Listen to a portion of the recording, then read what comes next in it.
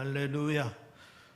옆에 있는 분과 서로 눈으로 인사하며 축복하겠습니다. 복음의 능력을 누리시길 바랍니다. 예수님의 십자가의 승리는 당신의 승리입니다. 하나님은 당신을 사랑하십니다. 아멘. 하나님은 우리 모두를 사랑하십니다. 그러기에 독생자 예수 그리스도를 이 땅에 보내주셨고, 또 저를 영접하는 자마다 모든 죄를 사하여 주시고 구원해 주셨음을 확신하시기를 바랍니다.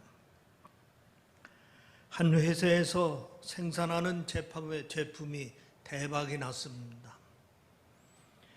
여기저기서 구매 요청이 끊어지지 않아서 사장님까지 작업복을 입고 밤낮 공장을 돌렸지만은 도저히 주문 물량을 맞출 수가 없는 지경이 되었습니다. 결국은 함께 제품을 생산해 줄 협력업체를 찾아야 했고, 너무 바빴던 사장님은 작업복도 갈아입지 못하고 협력업체를 찾아서 다녔습니다. 그런데 처음 찾아간 협력업체는 정문을 통과하지 못했습니다.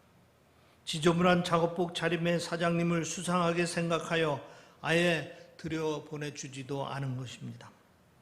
두 번째 찾아간 협력업체에서는 건물 안까지는 들어갔지만은 옷차림을 본 직원이 담당자가 자리를 비웠다고 핑계를 대면서 다음에 다시 오라고 했습니다. 그래서 세 번째 찾아간 업체를 갔습니다. 세 번째 찾아간 업체에서는 경비원을 비롯해서 모든 담당 직원들이 친절하게 웃는 얼굴로 사장님을 맞이했습니다. 그렇게 찾아간 협력업체 사장실은 매우 검소하고, 또 업체의 사장이 역시 친절하고 진지한 태도로 이쪽 협력 요청 사항을 살펴보았습니다. 결국 세 번째 업체와 업무 협약을 체결하게 되었고, 덕분에 예상보다 더 많은 제품을 수출할 수 있었고, 두 회사는 이후 더욱더 크게 발전하게 되었습니다. 겉모습만 보고서는 그 가치를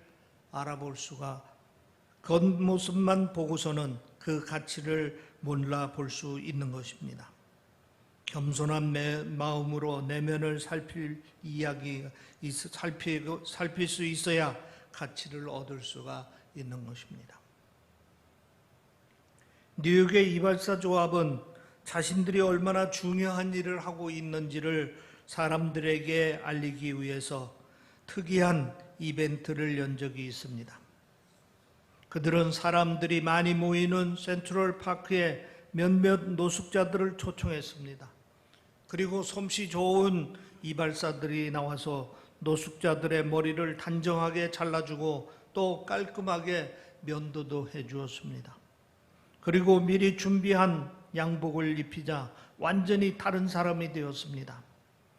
이발사들은 자랑스럽게 그들의 모습을 사진으로 찍고 이발이 인생을 변화시킵니다 라는 광고까지 했습니다. 그리고 협조를 구해서 호텔과 레스토랑에 그 노숙자를 취직까지 시켜주었습니다. 그러나 이발을 하고 좋은 옷을 입고 직장을 구해 새로운 삶을 살게 된 노숙자는 그 다음 날 다시 거리로 나왔습니다. 출근하지 않아 하루 만에 직장에서 쫓겨나게 됐습니다. 외모와 환경은 완전히 달라졌지만은 가장 중요한 내면이 그대로였기 때문인 것입니다. 사람의 내면이 거듭나서 새로운 피조물이 되지 않으면은 아무리 겉모습을 화려하게 치장해도 결국은 실패한 인생이 되고 마는 것입니다. 우리 그리스도인들은 외모보다 내면에 관심을 더 많이 가져야 합니다. 그리스도인이라고 해서 외모에 관심을 둬서는 안 된다는 말은 아닙니다. 그리스도인들도 이왕이면은 깔끔하고 아름다운 외모를 가꾸는 것이 좋습니다. 그러나 문제는 우선순위입니다. 외모도 중요하지만은 외모보다 더 중요한 내면이 있다는 사실을 알아야 됩니다. 우리가 외모에 신경 쓰며 다듬어 손질하듯 우리가 더 신경 쓰고 다듬고 손질해야 할 것은 바로 속사람의 성품입니다. 예수님께서 오늘 산상수훈에서 우리가 정말 소중히 여기며 다듬고 손질해야 될 속사람의 성품에 관해서 말씀하고 있습니다. 오늘 본문은 그 대표적인 가운데 하나입니다. 긍휼히 여기는 성품은 속사람 성품 중에 아주 중요한 성품입니다. 특히 오늘 본문은 긍휼히 여기는 자는 복이 있다 말씀하셨습니다. 그러면 긍휼히 여긴다는 것은 어떻게 한다는 것을 말합니까? 사전에 보면 긍휼이란 불쌍히 여겨 돌보아 주는 것, 가볍게 여겨서 도와주는 것이라 풀이를 하고 있습니다. 그러니까 우리말로 긍휼이라는 말은 긍휼히 여기는 마음이 있고 불쌍히 여기는 마음이 있고 도와주는 행동이 있는 것을 말합니다. 오늘 본문에서 긍휼이라고 번역한 성경의 원어는 엘리오스라는 단어를 쓰고 있습니다. 예수님께서 마태복음 18장 23절 이하에 엘리오스라는 말을 예화로 잘 풀이해 주셨습니다. 한 임금이 종들과 결산을 하고 있었습니다. 그때 10,000달란트 빚을 진 사람이 끌려왔습니다. 여기서 10,000달란트란 상상하기 힘든 천문학적인 액수입니다.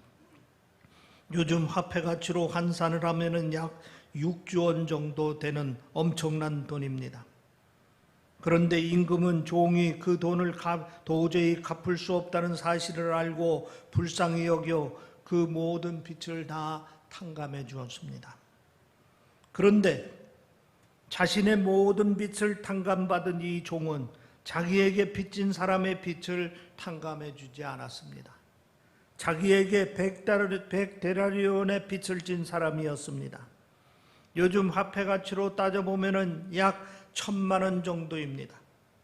자기는 6조 원이 넘는 돈을 탕감받았는데 1,000만 원을 갚을 수 없는 사람을 잡아다가 옥에 가두었습니다.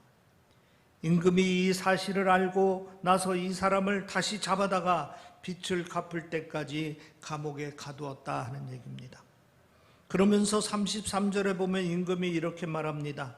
내가 너를 불쌍히 여김과 같이 너도 내 동료를 불쌍히 여김이 마땅하지 않느냐.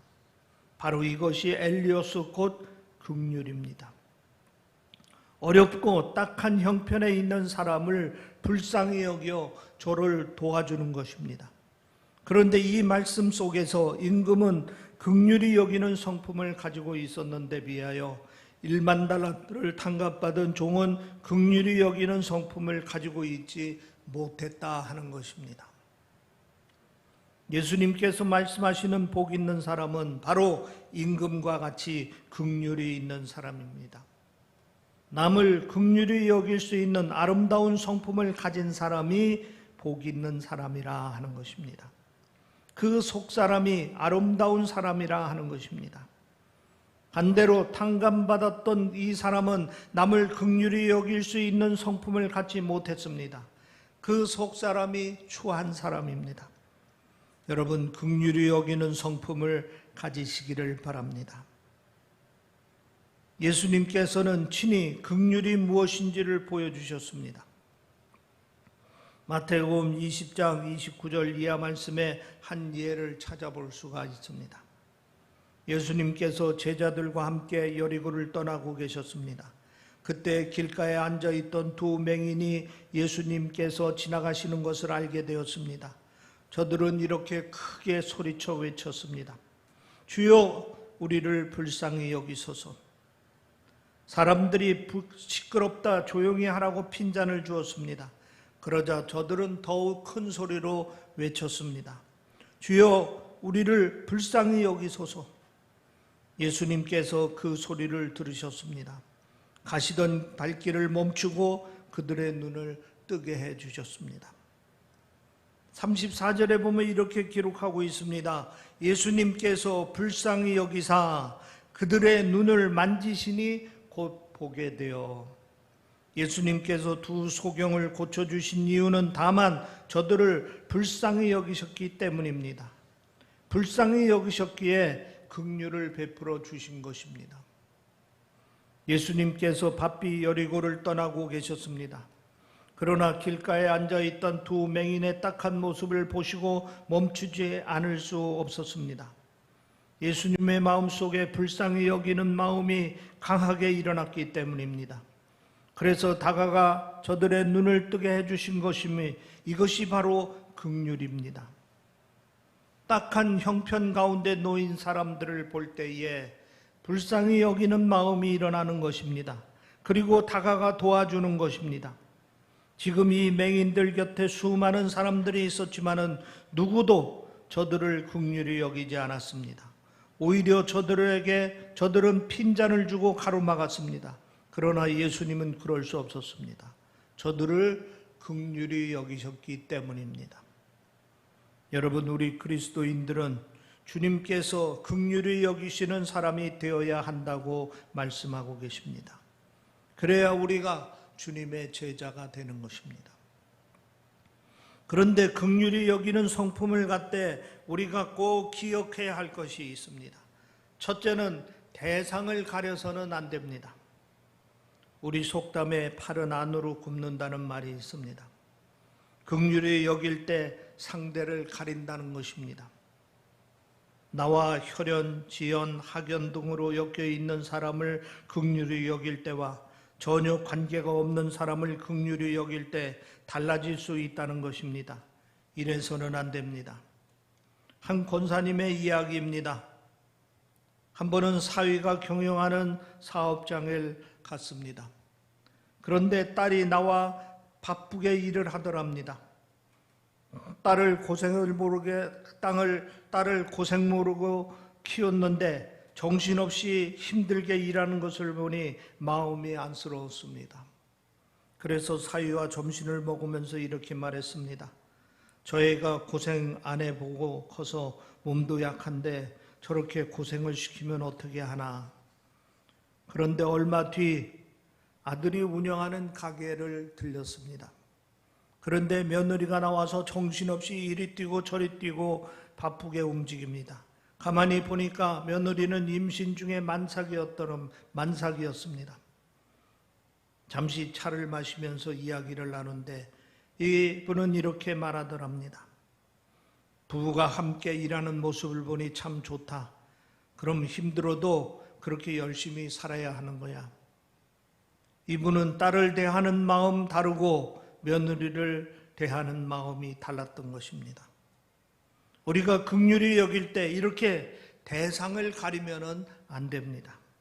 팔이 안으로 굽으면은 안 된다 하는 말씀입니다. 두 번째로 순수한 마음을 가져야 됩니다. 유대인의 탈무드에 이런 이야기가 나옵니다. 어떤 아버지가 아들을 시켜서 이웃집에 가서 낫을 빌려오라고 했습니다. 그런데 그 아들이 이웃집에 다녀와서 하는 말이 낫을 빌려줄 수 없다고 하면서 거절당했다 하는 것입니다. 그런데 그 일 후에 며칠이 지나서 그 이웃집에서 낫을 빌리러 왔습니다. 아버지는 아들에게 낫을 빌려주라고 말했습니다. 아들은 화가 났습니다. 며칠 전 저 집에서 낫을 빌려주지 않았는데 우리는 왜 빌려줘야 합니까? 이때 아버지가 아들에게 말합니다. 저 집에서 빌려주지 않았기 때문에 우리도 빌려줄 수가 없다는 것은 복수다. 저 집에서 빌려주지 않았지만 그럼에도 불구하고 나는 너와 같지 않다는 마음으로 빌려주면 이것은 증오다. 그렇지만은 저 집에서 거절당했다는 것을 잊어버리고 아무 상관없이 깨끗한 마음으로 그저 낫이 필요하니까 빌려준다는 마음으로 빌려주면 이것은 긍휼이다. 긍휼은 상대방에 대한 감정의 앙금을 걷어낸 순수한 마음을 가질 때 우리 안에 생겨지는 성품입니다. 우선 상대방에 대한 복수하려는 마음을 걷어내야 합니다. 그리고 상대방보다 자신이 낫다는 것을 나타내려는 마음도 걷어내야 합니다. 오직 순수하게 상대방의 딱한 처지를 생각하며 불쌍히 여길 수 있어야 하는 것입니다. 세 번째, 동정과 긍휼이 달라야 합니다. 긍휼과 동정은 비슷해 보이지만은 다른 것입니다. 우선 불쌍히 여긴다는 점에서는 비슷합니다. 그러나 두 가지 점에서 다릅니다. 하나는 대상이 다릅니다. 동정은 자기와 경쟁 상대가 되지 못하는 사람들을 불쌍히 여기는 겁니다. 상대가 나와 경쟁 상대이거나 나의 질투의 대상의 경우 결코 불쌍히 여기는 마음이 생기지 않습니다. 그러나 긍휼은 다릅니다. 그가 누구든지 그 사람의 딱한 처지를 공감하고 불쌍히 여기는 겁니다. 또 다른 하나는 실천이 다릅니다. 동정은 불쌍히 여기는 마음으로 안타까워하고 때로는 눈물도 흘립니다. 그리고 때로는 생색내는 수준으로 도와줍니다. 그러나 긍휼은 다릅니다. 나름대로 구체적인 도움을 실천으로 옮기는 겁니다. 심리학자 헤더릭 펄스라 하는 사람은 동정을 이렇게 분석했습니다. 동정은 자신을 드러내는 일종의 생색내기이다. 불쌍한 사람에게 연민을 느낌으로써 자신과 그들 사이에 차이가 있다는 것을 심리적으로 강조하는 것뿐이다. 긍휼이 자칫 동정으로 전락할 수 있습니다. 주님처럼 동정이 아닌 진정한 긍휼을 우리가 실천할 수 있어야 합니다. 오늘 본문은 긍휼히 여기는 사람에게 복이 있다고 말하고 있습니다. 그 복이 바로 자신도 긍휼히 여김을 받는다 하는 말씀입니다. 우선 하나님께서 긍휼히 여겨 주십니다. 우리가 다른 사람을 긍휼히 여기면 하나님께서 그 사람을 더욱 긍휼히 여겨 주십니다. 성 프란시스의 일화 가운데 이런 이야기가 있습니다. 어느 추운 겨울날 한 문둥병 환자가 성 프란시스를 찾아와서 하룻밤 자고 가게 해달라고 간청했습니다. 그의 얼굴과 손은 문드러져 있었고 또 다 헤어진 신발 사이로 썩어가는 발가락이 보였습니다. 그런데도 성 프란시스는 자신의 그 옷을 벗어 그를 감싸 안고 집으로 들어갔습니다. 프란시스는 따뜻한 물로 진물나는 그의 상처를 씻어주고 저녁 식사를 극진히 대접한 후 하나밖에 없는 방에서 그와 함께 잠을 잤습니다. 그날 밤 프란시스는 꿈에 예수님이 나타났습니다. 예수님은 그의 손을 잡으며 프란시스야, 오늘 대접 잘 받았다. 고맙다. 깜짝 놀란 프란시스가 깨어나 보니까 같이 자던 문둥병 환자가 온데간데 없어지고 그 자리에는 향기만 물씬 나게 하더랍니다. 우리가 긍휼히 여기는 삶을 살면 하나님께서 기억해 주십니다. 그리고 우리를 특별히 긍휼히 여겨 주십니다. 그래서 우리를 구원하시고 또 우리를 어려울 때 도와주십니다. 다음으로 사람에게 긍휼히 여김을 받습니다. 긍휼히 여기는 사람은 자기가 긍휼히 여겼던 사람들에게 그리고 그를 지켜본 주변 사람들에게 자기가 어려울 때 긍휼히 여김을 받게 됩니다. 이것이 주님께서 약속하신 복입니다. 1992년 4월 29일 미국 LA에서 흑인 폭동이 일어났습니다. 이 일은 한인 교민들에게 큰 충격과 상처를 안겨주었습니다. 사실 이 일은 한인과의 무관한 일이었습니다. 로드니 킹이라는 한 흑인을 백인 경찰관이 무리하게 체포하면서 일어난 사건입니다. 체포 장면이 폭로되면서 흑인들의 인종차별에 대한 불만에 불을 질렀고 특히 경찰들을 재판하는 과정에서 무죄 판결이 내려지자 흑인들의 항의가 폭동으로 변한 것입니다. 그런데 이 폭동으로 인해 많은 한인 상가와 한인타운이 약탈과 방어로 큰 피해를 입었습니다. 한인타운이 큰 피해를 입게 된 원인은 폭동이 일어난 곳이 한인타운과 가까운 곳이기도 했지만은 평소에 흑인들이 한인 교민들에 대해 좋지 않은 감정을 가지고 있었기 때문입니다. 흑인들을 상대로 장사하면서 흑인들을 무시하고 돈을 많이 벌어서 인색하게 두는 구두쇠 노릇을 했기 때문입니다. 그러나 주목할 것은 이 폭동의 혼란 속에서도 전혀 피해를 보지 않은 한인 상점들이 있었습니다. 이런 가게들을 살펴보면 오히려 흑인들과 주민들이 가게 앞에서 보호하고 지켜주었습니다. 알고 보니까 이 가게 주인들은 평소에 어려운 흑인들을 긍휼히 여겨온 사람들인 것입니다. 흑인들 중에 돈이 없어서 장례식을 걱정하는 것을 알고 찾아가 장례식을 치러준 사람도 있었습니다. 그리고 가난한 집 아이를 친자식처럼 돌봐서 공부를 시켜준 사람도 있었습니다. 흑인들이 그 고마움을 기억하고 있었던 것입니다. 이 폭동의 혼란 속 가운데도 주인들이 부탁한 것도 아닌데 자기들이 자발적으로 그 가게들을 보호해 주었던 것입니다. 긍휼히 여기는 사람은 긍휼히 여김을 받게 됩니다. 바라고 기대해서 긍휼을 베푼 것은 아니지만 그가 어려울 때 긍휼히 여김을 받게 되는 것입니다. 이것이 큰 복입니다.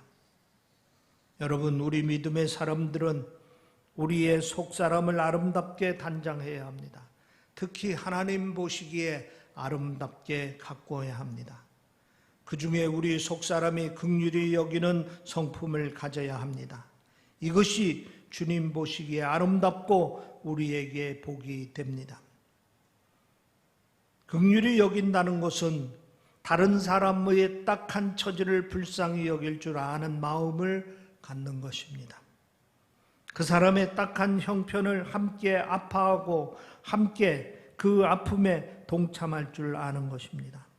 그리고 한 걸음 더 나아가서는 구체적으로 도와주는 것입니다.